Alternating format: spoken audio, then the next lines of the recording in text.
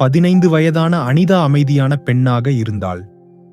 கிராமத்தில் உள்ள அரசு பள்ளியில் படித்து வந்த அவள் காலையில் வகுப்புக்குச் சென்று மதியத்திற்குப் பிறகு முத்தையாவுக்கு வீட்டு வேலைகளில் உதவுவாள். அவளுக்கு நண்பர்கள் குறைவு. பெரும்பாலான நேரங்களை அவள் தன் அறையில் புத்தகம் படித்தோ எழுதியோ செலவழித்தாள். ஞாயிற்றுக்கிழமைகளில் முத்தையாவுடன் அருகிலுள்ள சந்தைக்குச் செல்வாள். அங்கு அவர்கள் காய்கறிகளோ மற்ற பொருட்களோ வாங்குவார்கள். அனிதாவையோ முத்தையாவையோ யாரும் சந்தேகிக்கவில்லை. எல்லோருக்கும் முத்தையா ஒரு நல்ல மனிதர்.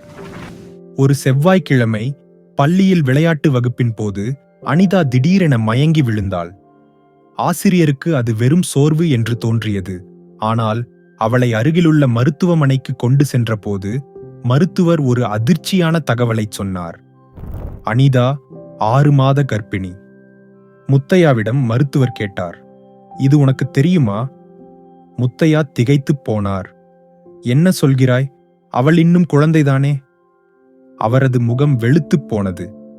மருத்துவமனையிலிருந்து குழந்தைகள் பாதுகாப்பு பிரிவை அழைத்தார்கள். 1 மணி நேரத்திற்குள் போலீஸ் வீட்டிற்கு வந்தது. அனிதாவை ஒரு அறைக்கு மாற்றி முத்தையாவை விசாரணைக்காக காவல் நிலையத்திற்கு அழைத்துச் சென்றார்கள்.